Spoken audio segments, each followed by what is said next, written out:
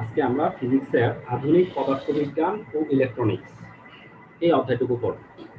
আধুনিক পদার্থবিজ্ঞান এবং ইলেকট্রনিক্স। আধুনিক বলতে কোন পদার্থবিজ্ঞানগুলো যেগুলো মানে বিংশ শতাব্দীতে আবিষ্কৃত হয়েছে। বিংশ শতাব্দী মানে কবে থেকে শুরু? শুনতে অনেক সমস্যা হচ্ছে। স্যার 1900 সাল থেকে বিংশ মানে। সুহা কি বলছো? স্যার শুনতে অনেক সমস্যা হচ্ছে। আমার এখানে তো মনে ঠিক আছে। বাকিরা কি অবস্থা? শুনতে পাচ্ছ? হ্যাঁ, পরিষ্কার। আমার এখানে ঠিক আছে, তো তোমার নেটওয়ার্কে মনে হয় সমস্যা হচ্ছে।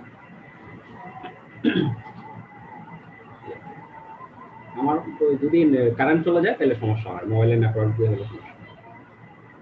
তো আধুনিক পদার্থবিজ্ঞান মানে হচ্ছে, সোহা তুমি কোনো কিছু না বুঝলে প্রশ্ন করো, তাহলেই হবে, আমি রিপিট করব। তাহলে 1900 সাল বা 1800 সালের শেষের দিক, এইখান থেকে যে পড়াশোনাগুলো নতুন ভাবে আবিষ্কৃত হয়েছে, নতুন ভাবে এর আগে যেগুলো জানাই ছিল না, সেই পড়াশোনাগুলো, সেই পদার্থবিজ্ঞানগুলাই হচ্ছে আধুনিক পদার্থবিজ্ঞান।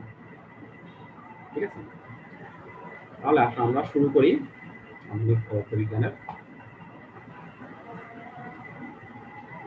তাহলে প্রথম কথা হচ্ছে তেজস্ক্রিয়তা কাকে বলে। খাতায় লেখো, যে চ্যাপ্টারের নাম লেখো আগে, আধুনিক পদার্থবিজ্ঞান, তার নিচে লেখা হচ্ছে তেজস্ক্রিয়তা কাকে বলে।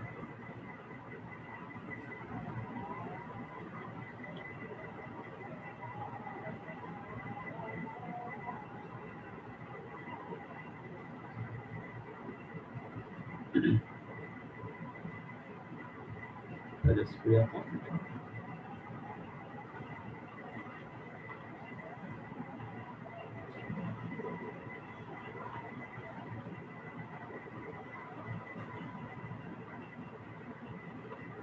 পরমাণুর নিউক্লিয়াস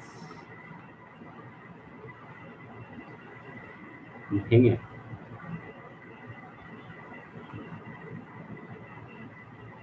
তেজস্ক্রিয় রশ্মি নির্গত হওয়ার ঘটনাকে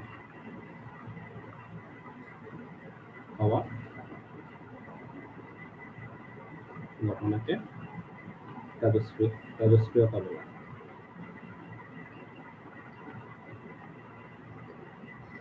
এটি একটি স্বতঃস্ফূর্ত ঘটনা।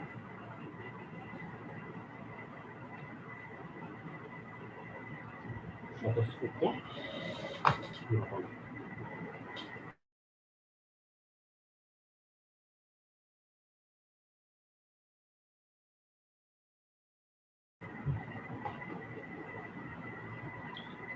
স্যার তেজস্ক্রিয় রশ্মি কি? তেজস্ক্রিয় রশ্মি, আলফা রশ্মি, গামা রশ্মি, বিটা রশ্মি, এগুলোর নাম শুনছো? আলফা রশ্মি, গামা রশ্মি, বিটা রশ্মি, এগুলোর নাম শুনছো কিনা? জিনিস কি জানলে জানো, না জানলে নাই, কিন্তু নাম শুনছো কিনা? স্যার নাম শুনছি।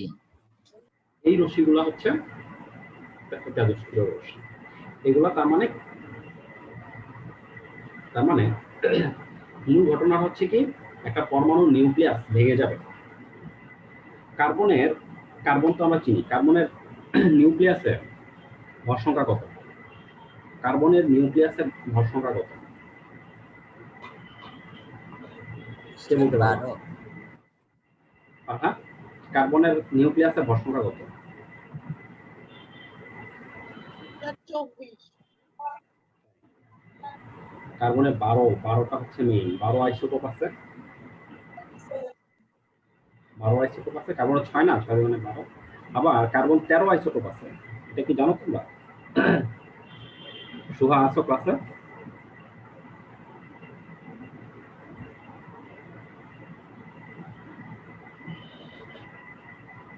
জি স্যার, 6, 7, 8। 6, 7, 8 না। কার্বন 6 সেম, সবগুলার প্রোটন সংখ্যা সেম। পাথার ক্লাসে আছো?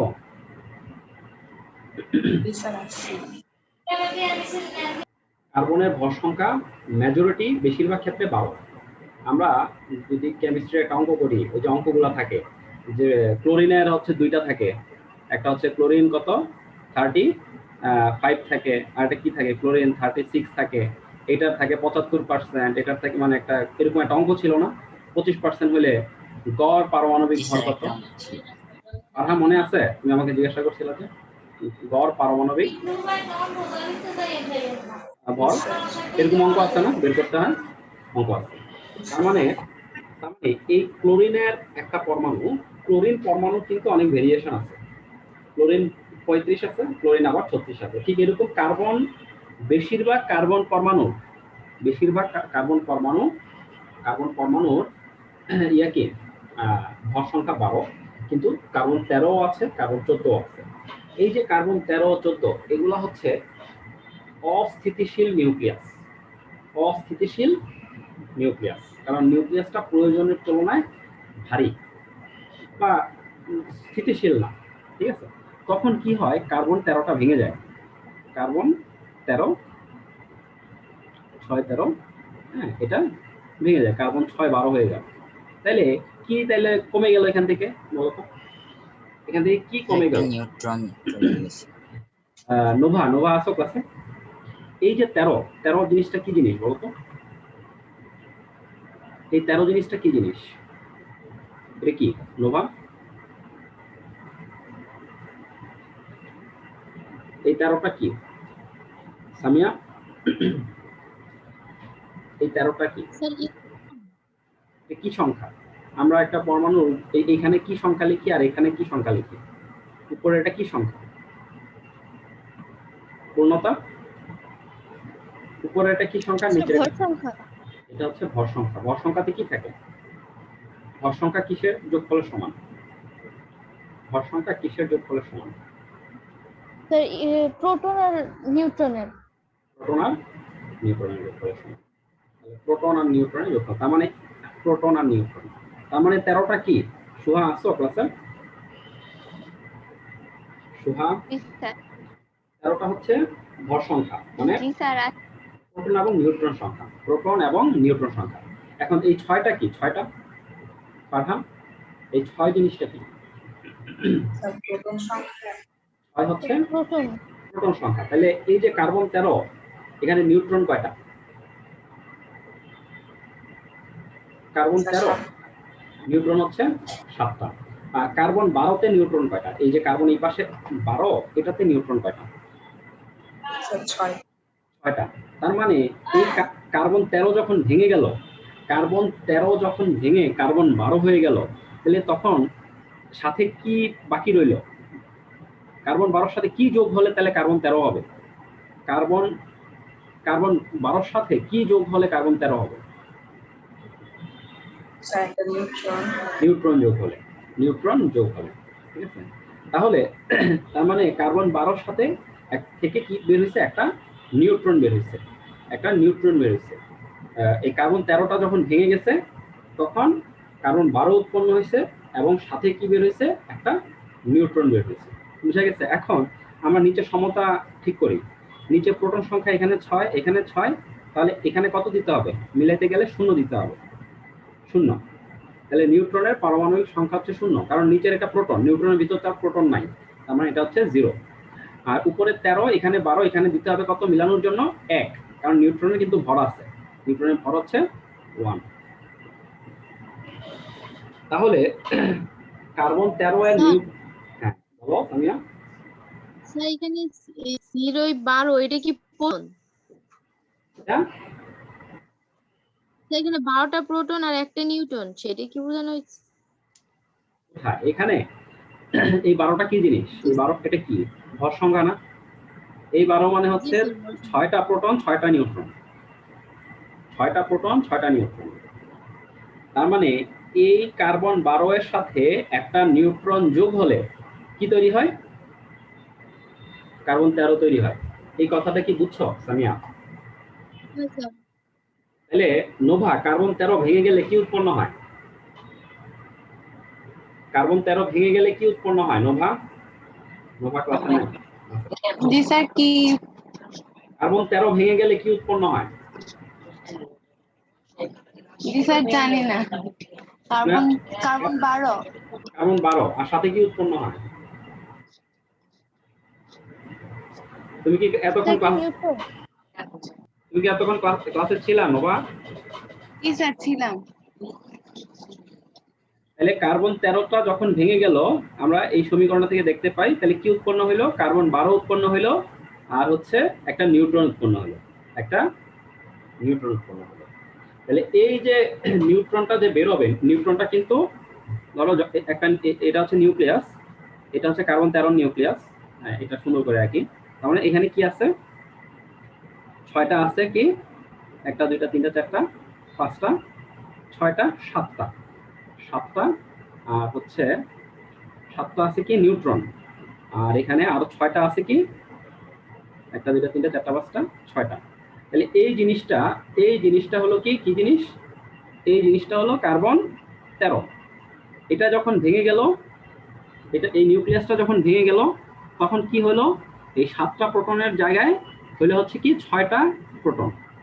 6টা প্রোটন হলো, 1টা 2টা 3টা 4টা 5টা 6টা। নিউট্রন কিন্তু সেম রয়ে গেল। নিউট্রন কিন্তু নাকি কালোগুলো হচ্ছে নিউট্রন, 1টা 2টা 3টা 4টা 5টা 6টা। আর সাথে কি উৎপন্ন হলো? সাথে হচ্ছে একটা নিউট্রন উৎপন্ন হলো। তাহলে দেখো এখানে কালোগুলো এই পাশে, এটা হচ্ছে এই কালোগুলো হচ্ছে নিউট্রন, কালোগুলো হচ্ছে নিউট্রন, কালোগুলো নিউট্রন। এটা হচ্ছে কার্বন 13। তাহলে কয়টা নিউট্রন আছে? 1টা 2টা 3টা 4টা 5টা 6টা 7টা। 7টা নিউট্রন আছে। প্রোটন আছে কয়টা? 6টা। 1টা 2টা 3টা 4টা 5টা 6টা। তাহলে 6 আর 7 মিলে হচ্ছে কি 13। এই জন্য এটার নাম কার্বন 13। 6 হচ্ছে প্রোটন আর 7 হচ্ছে নিউট্রন। যখন এটা ভেঙে গেল তখন উৎপন্ন হলো কার্বন 12। কার্বন 12তে কি আছে? কার্বন 12তে প্রোটন আছে 6টা আর নিউট্রন আছে 6টা। 6 6। তাহলে সাথে তাহলে কি, তাহলে মানে এখান থেকে যখন এটা ভাঙলো কে বের হলো? একটা নিউট্রন বের হলো, 1 নিউট্রন। একটা নিউট্রন বের হলো, এটা হচ্ছে একটা নিউট্রন। বুঝা গেছে কি? এই নিউট্রনটা কিন্তু অনেক গতিশীলে বের হবে, জোরে ধাক্কা দিয়ে বের হবে, ধাক্কা দিয়ে বের হবে।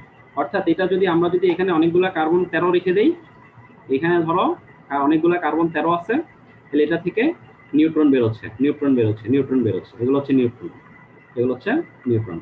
মানে এখানে হাজার হাজার কার্বন পরমাণু আছে না, এক টুকরা কার্বনের মধ্যে অনেক কার্বন আছে, হাজার হাজার কার্বন আছে। সেখান থেকে প্রত্যেকটা ভাঙতে ভাঙতে হাজার হাজার নিউট্রন বের হতে থাকবে। এটা যতদিন এই কার্বনগুলা সবগুলা 12 হয়ে যাবে ততদিন পর্যন্ত এই নিউট্রন বের হবে। যদি এটা কার্বন 13 হয়, কার্বন 13, তাহলে এটা যদি ভাঙা শুরু করে স্বতঃস্ফূর্ত নিজে নিজে ভাঙবে। ধরো এটা 1000 বছর ধরে ভাঙতেছে, হাজার হাজার লক্ষ লক্ষ বছর ধরে এটা অটোমেটিকলি ভাঙতেছে। ধরো একটা তোমার বাসার পাশে একটা কার্বন 13 একটা টুকরা আছে, কথার কথা এক্সাম্পল, তোমার বাসার পাশে একটা কার্বন 13 টুকরা আছে। এখন সেটা কিন্তু সেটা থেকে নিউট্রন প্রতিদিন বেরোচ্ছে, তুমি জানো না, নিউট্রন তো তুমি চোখে দেখবে না, হাজার হাজার নিউট্রন প্রতিদিন বেরোচ্ছে এবং সারা জীবনই বেরোবে।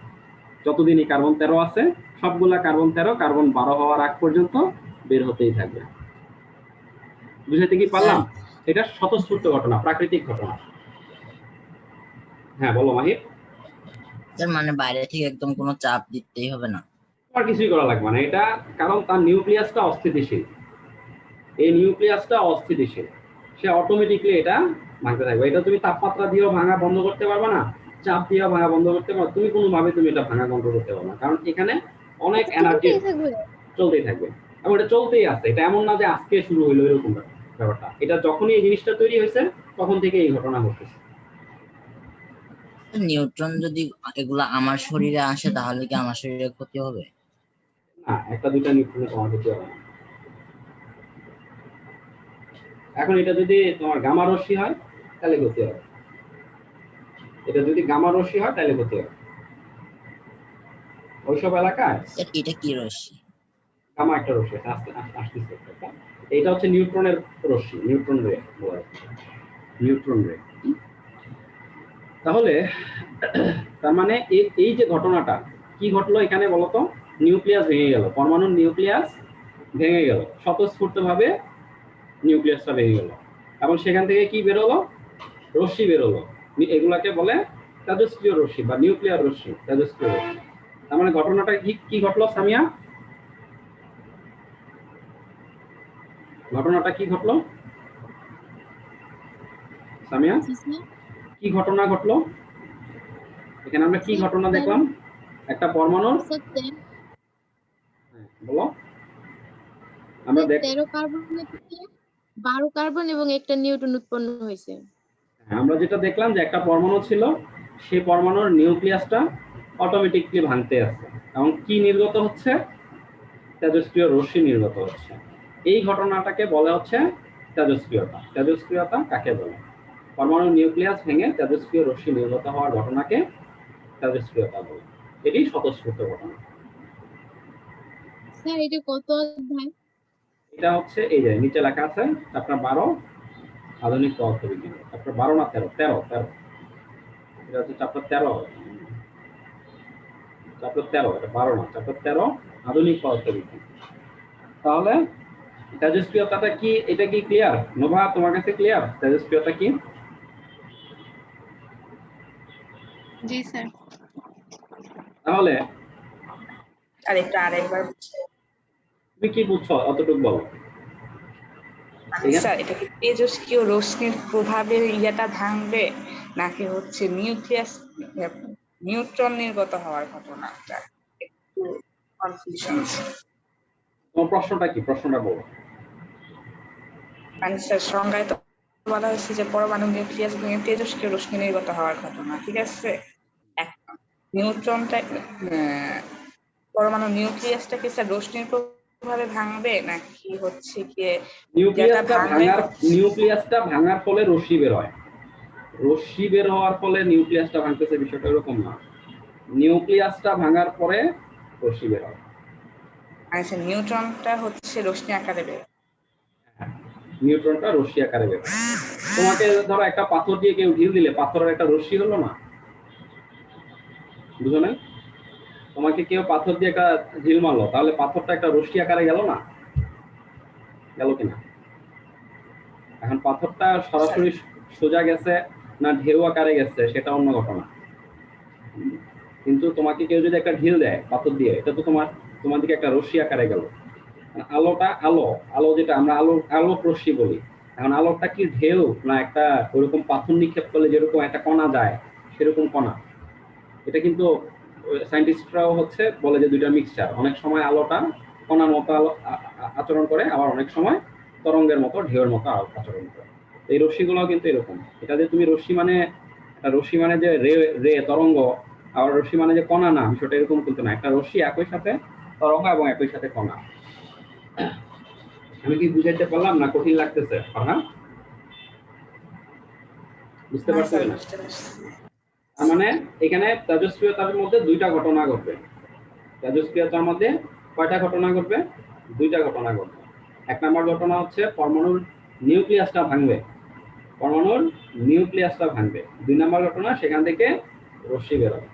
কথা কি ক্লিয়ার? এবং এটা কিন্তু বাইরে থেকে কেউ করতে পারবে না। এটা অটোমেটিকলি কি হচ্ছে যে পরমাণু এটা করার কথা, সেই পরমাণু সৃষ্টির পর থেকেই তেজস্ক্রিয়তা শো করতেছে। এটা পরমাণুর একটা ধর্ম, পরমাণুর একটা বৈশিষ্ট্য।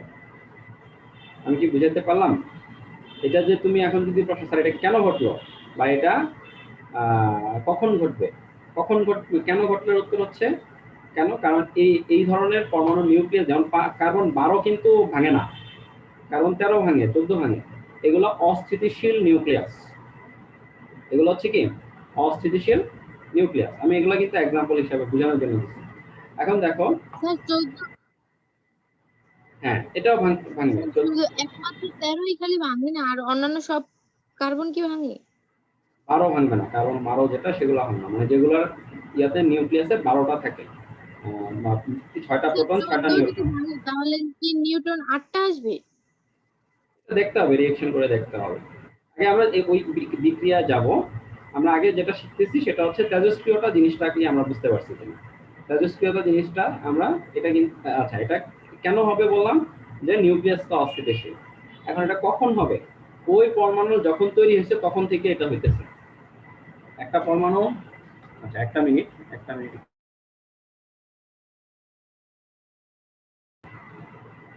তাহলে সামিয়া, এটা কি ক্লিয়ার? তেজস্ক্রিয়তা বিষয়টা ক্লিয়ার? জি স্যার বুঝছি। তাহলে এখন রশ্মি কিরকম কিরকম রশ্মি হতে পারে, কিরকম কিরকম রশ্মি হতে পারে? তাহলে কয়েকটা রশ্মির নাম আমরা আগে শিখি। একটা হচ্ছে আলফা রশ্মি,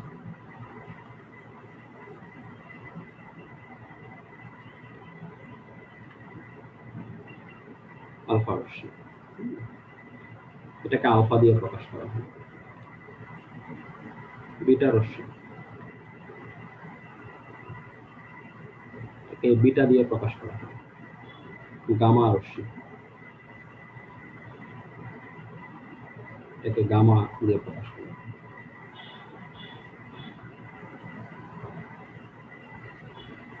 তারপরে এগুলো হচ্ছে প্রধান রশ্মি। হ্যাঁ, আরো কিছু কিন্তু রশ্মি আছে, সেটা হচ্ছে পজিট্রন। পজিট্রন,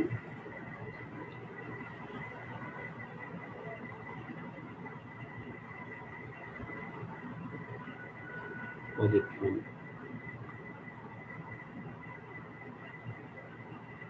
পজিট্রন রশ্মি। পজিট্রন একটা কণা, আসলে মূলত পজিট্রন কণা ধরে, কিন্তু তুমি এগুলাকে বললাম তো, এই জিনিসগুলা কণা যখন হয়, ওই যে ঢিল মারার মতো যখন এরা বের হয়, ওই আলফা রশ্মিও কিন্তু ওই কণা, আলফা রশ্মিও একটা কণা, তারপর বিটা রশ্মিও কণা, গামা রশ্মিও কণা, ওইটা তরঙ্গ ধর্ম বেশি গামা রশ্মি, এরকম। তারপরে নিউট্রিনো, এন্টি নিউট্রিনো, দুটা আছে, নিউট্রিনো, নিউট্রিনো, নিউট্রিনো, তারপর আছে এন্টি নিউট্রিনো, এন্টি নিউট্রিনো।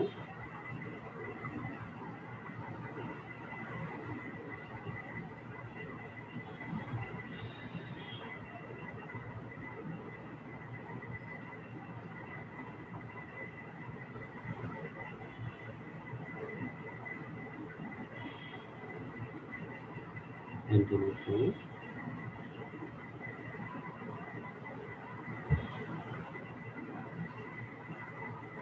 তো এই প্রত্যেকটার আলাদা আলাদা বৈশিষ্ট্যগুলো জানতে হবে। তাহলে পজিট্রনকে পি প্লাস দিয়ে প্রকাশ করা হয়, এন্টি নিউট্রনকে নিউ বার, নিউ ভি এর মতো করে একটা ভি, কিন্তু না একটু ঘুরে যাবে এরকম, নিউ বার, এন্টি নিউট্রন বার, আর বারটা না থাকলে নিউট্রিনো, নিউট্রিনো, এন্টি নিউট্রিনো। এগুলা হচ্ছে বিভিন্ন প্রকার তেজস্ক্রিয় রশ্মি বা তেজস্ক্রিয় কণা। তাহলে আসো আমরা একটা একটা করে কণার বৈশিষ্ট্যগুলো দেখি। আলফা রশ্মি আসলে কি জিনিস? আলফা রশ্মি, আলফা রশ্মি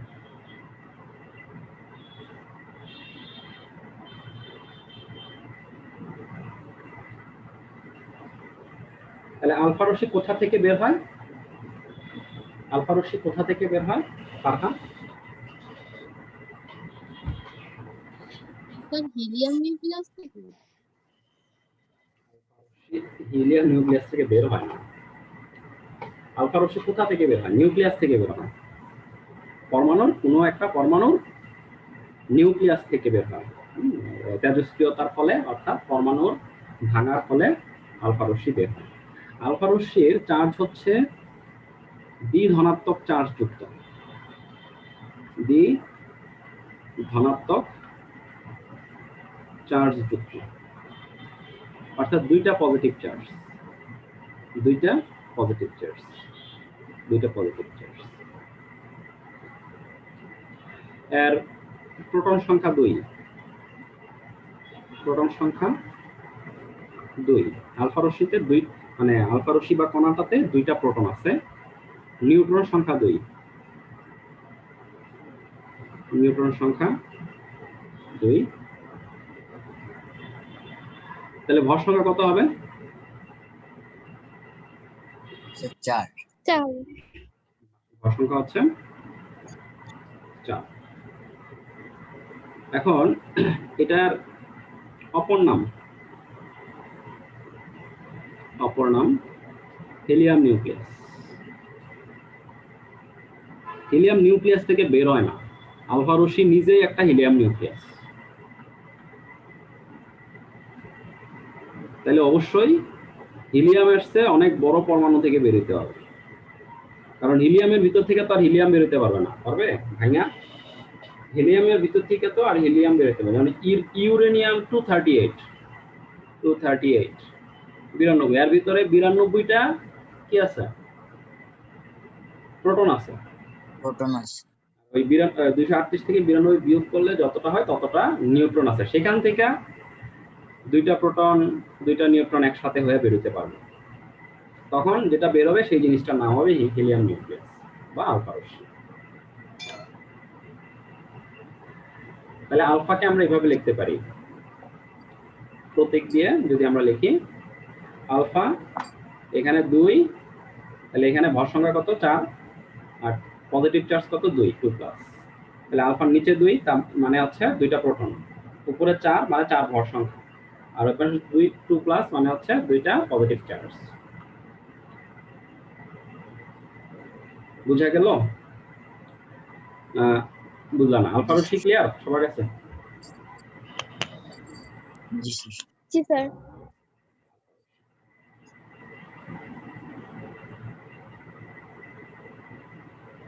আচ্ছা, এবার আসো বিটা রশ্মি। বিটা রশ্মি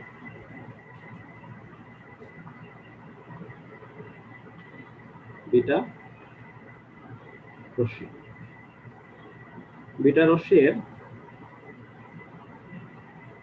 রশ্মি হচ্ছে ঋণাত্মক চার্জ বিশিষ্ট।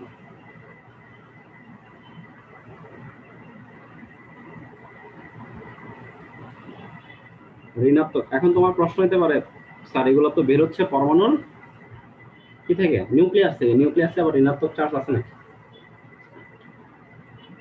হতে পারে না? মনে প্রশ্ন। জি স্যার। এই আলফা বিটা গামা কোথা থেকে বের হয়? নিউক্লিয়াস থেকে। তাহলে নিউক্লিয়াসে কি ঋণাত্মক চার্জ আছে? না স্যার। হ্যাঁ, নিউক্লিয়াসে ঋণাত্মক চার্জ আছে? না স্যার। জানা মতে তো নাই। তাহলে আবার আসলো দেখছি।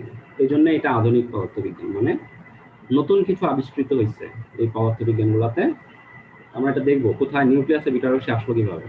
তাহলে ঋণাত্মক চার্জ, হালকা ভর, মানে একদম সামান্য ভর, প্রোটন এবং নিউট্রনের তুলনায় ভর নাই, ঋণাত্মক চার্জ।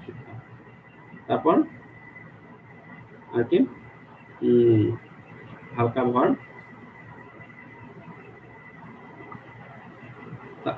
তাহলে এখন বলো, ঋণাত্মক চার্জ এবং ভর নাই এরকম আসলে কি জিনিস আছে? হালকা ভর, ইলেকট্রন। অপর নাম ইলেকট্রন।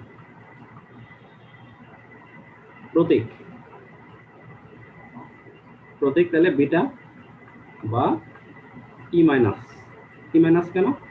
ওই যে ইলেকট্রনের মাইনাস, ঠিক আছে? এখন বিটা রশ্মির বা ইলেকট্রনের আমরা যদি এই যে এখানে যে 2 বসাইলাম, এই দুইটা কি জিনিস? প্রোটন সংখ্যা। প্রোটন সংখ্যা। আর 4 বসাইলাম ভর সংখ্যা। তাহলে বিটা রশ্মির ক্ষেত্রে ভর সংখ্যা কত হবে? কেটে গেলে আবার জয়েন দিও, এরপরে কেটে যাবে। বিটা রশ্মির ক্ষেত্রে ভর সংখ্যা কত হবে? 0। চার্জ তো মাইনাস, চার্জ মাইনাস। এখন বিটা রশ্মির পারমাণবিক সংখ্যা কত হবে? 0 হবে। পারমাণবিক সংখ্যা, বিটা রশ্মির পারমাণবিক সংখ্যা হচ্ছে -1। একটু রহস্যজনক, তাই না? -1 কেন এটা আমরা দেখবো, পরে দেখবো। তাহলে বিটা রশ্মির পারমাণবিক সংখ্যা কত? -1। ভর হচ্ছে 0, চার্জ হচ্ছে মাইনাস। কিন্তু এটা -1 কেন সেটার উত্তর আমরা পরে দেখব। তাহলে এই হচ্ছে আমাদের বিটা রশ্মি। এবার হচ্ছে